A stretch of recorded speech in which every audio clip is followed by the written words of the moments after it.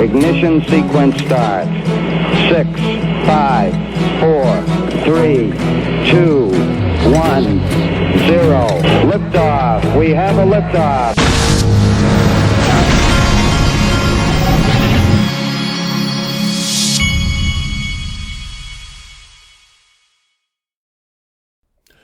Hey everybody, this is the Digital Asset Investor, and we're going to start you off with this little video where my 9-year-old is once again back at it doing artwork reviews. Okay, I'm looking at these Masterworks paintings again. I got 3 of them I want you to look at, so come over here and look at them. First one I want you to look at is that one. Tell me what you think about that. It's all right, but it kind of looks like a 5-year-old drew it. I'm just kidding. Okay, well, do you not like it? I'm going to give you 2 more choices. It's okay? All right, nothing. I'm just kidding. Your 5-year-old didn't draw that. All right, okay. The next one is this one. Ooh, I like that one. Why do you like that? It looks weird. What's it a picture of? I don't know. You tell me what you think it is. I have no idea. It says an 80s artist whose origins in the street art helped him develop. Okay, it doesn't tell you what it is. And then this one. That's scary. What does that thing make you think of? What's on its eye? I don't know. Look closer. It looks like the devil. Ooh, we don't want the devil, do we? Okay, so pick that one. What's your favorite? That one, this one. This is your favorite? Mm-hmm. Can you give me one reason why that's your favorite? I like the colors. Okay, well that's all I need. You did this for free, right? Now you gotta buy me some off Amazon now. Oh my gosh. Here we see what I'm dealing with. So this is the sheet for the one that he picked right here, Keith Haring, Untitled 1982. But anyway, just wanted to show you this. I'll put a link to the Masterworks is one of my sponsors. I'll put a link to their website. It's masterworks.io, top of the description of this video. I think that's kind of fun doing that with my kid. Anyway, Dark Defender, I am relaxed. Having XRP, my monitor is shaking a little bit here. Okay. I'm relaxed having XRP. Some of you, I know who they are. She'll touch on the targets we highlighted. Some believe, some don't. I know my point is not to convince everybody it is. To witness the XRP history in the making. When she starts dancing, we'll watch. Here's our update. I like that. We're going to witness XRP history. I do believe we'll witness XRP history at some time. I just don't know what the trigger is going to be. Then Crypto Bull says XRP formed a cup and handle on the monthly chart. I'm expecting a massive breakout to the top. I like the sound of that. Now, I gave a friendly reminder yesterday. The SEC is being sued by 66,000 XRP holders that it claims to be suing Ripple to protect. What has happened to the United States of America? And I asked Hester Pierce, Gary Gensler, and Allison Heron Lee, and I threw John Deaton in there. I think John Deaton knows. But it's a really legitimate, good question for them. What has happened to this country? What has happened to the government institutions that were formed to protect and to serve us? And now they ignore and come after us is the way where we live now. It is crazy. John Deaton replied, the SEC objected to XRP holders even being heard by the court. If the lawsuit was filed by the SEC for the benefit of XRP holders, why wouldn't the SEC want the court to hear our perspective and concerns? Unless, of course, the lawsuit wasn't filed for us. Now, folks, no matter what you think or whatever about this lawsuit, bottom line is Jay Clayton and now Gary Gensler, they let average people out here buy this stuff for 8 years without doing anything, without saying anything, without giving anybody any indication that there was a problem, and then drop this. So John Deaton's lawsuit is about as legitimate gets, is the way I see it. Okay. Now, Jeremy Hogan, yesterday, James Phelan was activated, and he said the SEC has filed a letter stating that it does not seek to take additional discovery at this time. Both parties reserve their rights to take discovery limited to the disgorgement issue, if necessary, after liability is decided. Jeremy Hogan weighed in. He said, almost nothing would have surprised me more than this. And yes, this is a very good thing. The only remaining areas of delay are the appeal regarding the Hinman emails, in general, just scheduling. SEC discovery is complete, and that's a big step forward. Now, this caught my attention right here, folks. James Phelan responded. He said, the SEC says that the defendants are prepared to proceed to summary judgment without a ruling on the Hinman emails and documents. Now, there is no way that the defendants, Ripple, Brad Garlinghouse, and Chris Larson, are going to let go with the SEC on the ropes with those Hinman emails unless they think they're going to summary judgment and it's going to be a good thing. There's no way. That's what my thought was.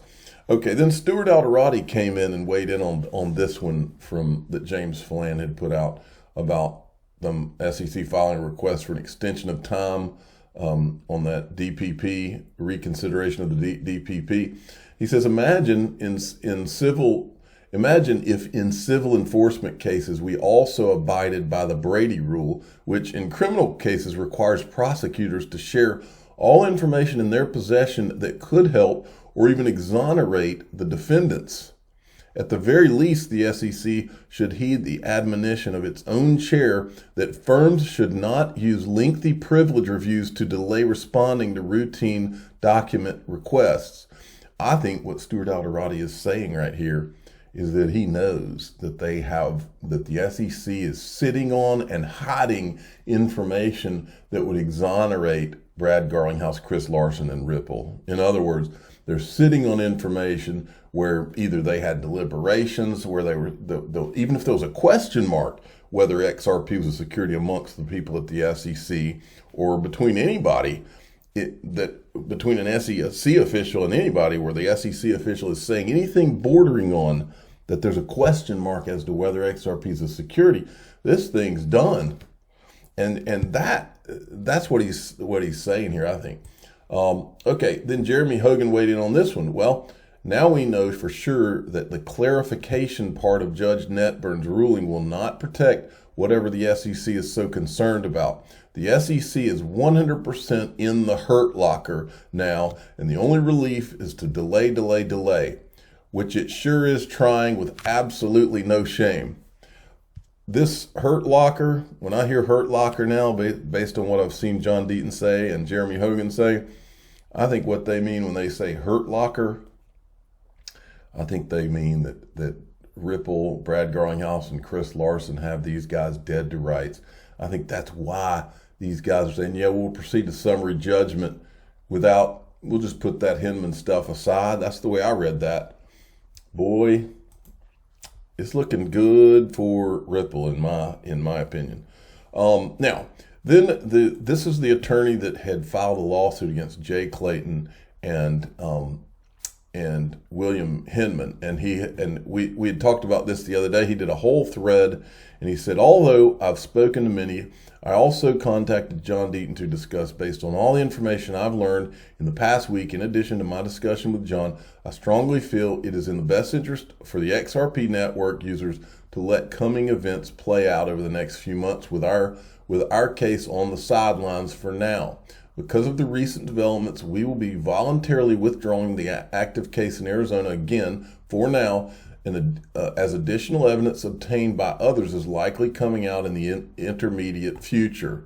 So this guy, I think that he deserves some commendation here for doing what I think is probably the responsible and the right thing by people that have been out here working so hard to get things to this point. And John said, Fred contacted me and we discussed the case he filed in Arizona federal court.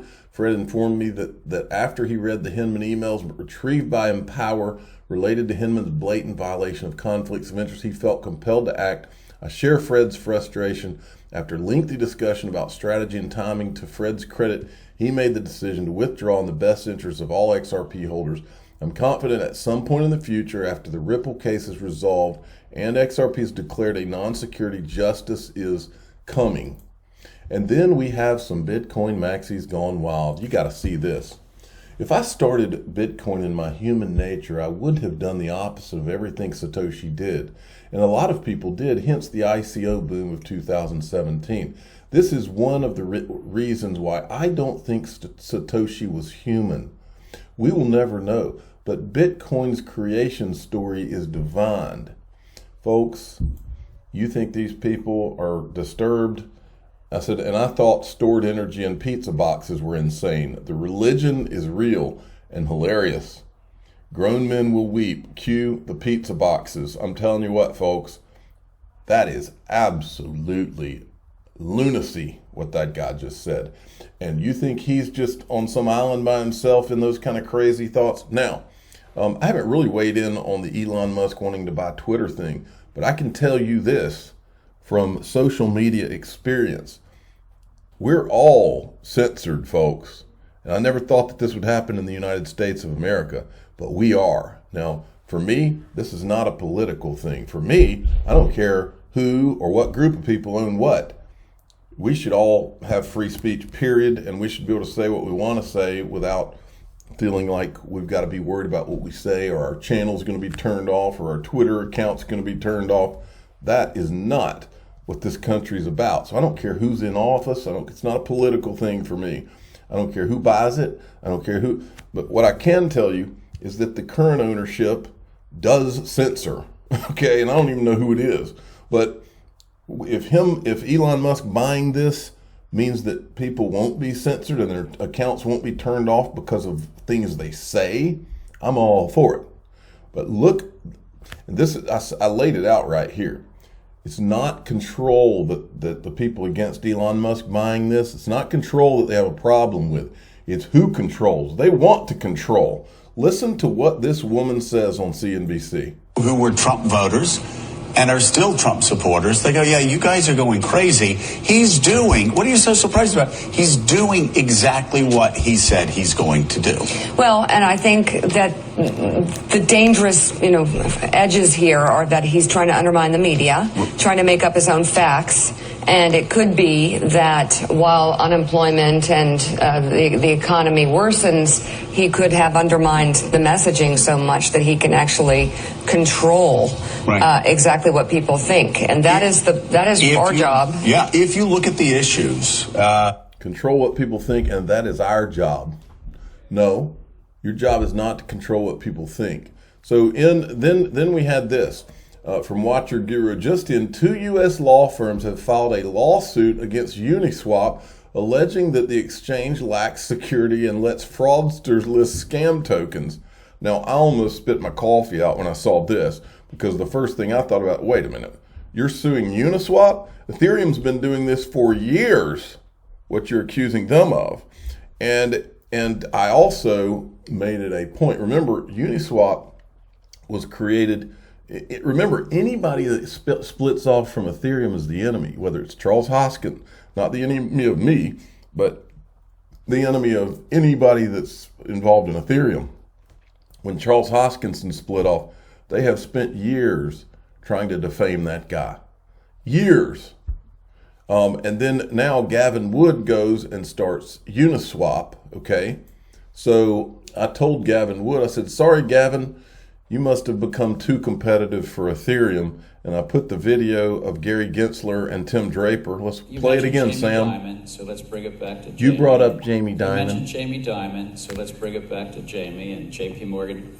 What do you think is going to be the thing that they will have to change the most or lose market share and somebody else is going to do better, faster, serve their clients better than JP Morgan or Goldman Sachs? You can just hear the bankers panicking right now.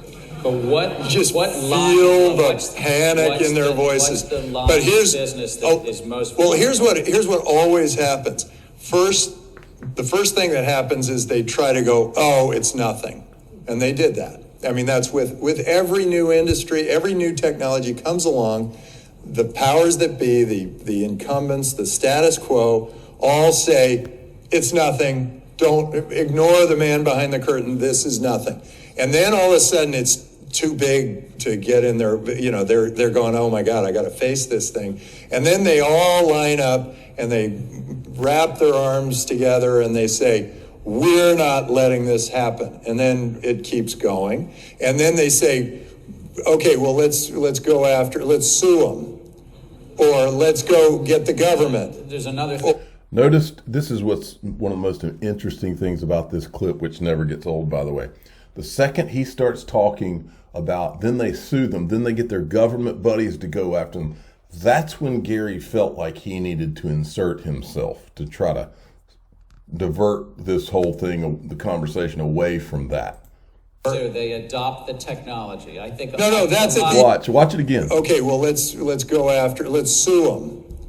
Or let's go get the government. There's another thing they do. They adopt the technology. I think. No, that's because when they sue them and when they go after them, they get people like Gary Gensler to go after them. Yeah, they will adopt this technology. No, this is the last thing they do. No, yeah, it's after the press. And Gary's job is to make it look like nobody's really going after them and that we're just trying to protect the investors.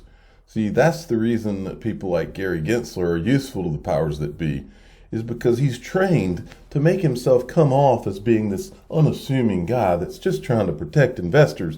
And I think just from observing him that he's like Janet Yellen. Part of his whole personality is what they like about having him. He can come off as this guy. Oh, no, we're just trying to protect investors, but I'm going to slit your throat when you turn your back on me. That's the personality type. That's why he's a useful bureaucrat for them.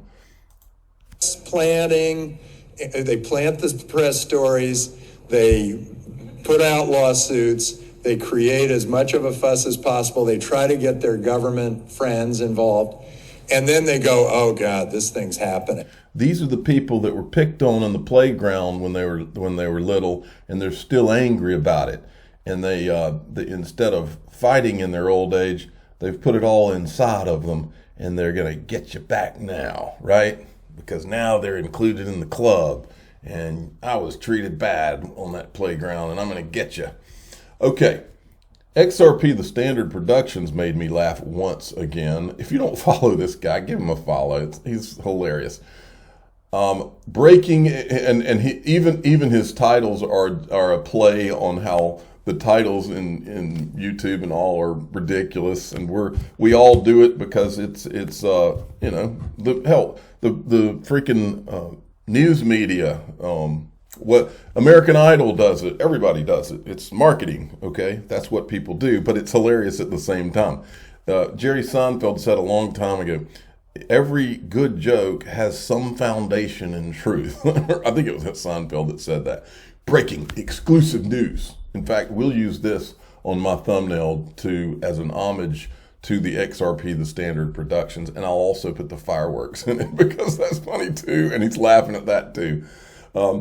How can this not be considered huge?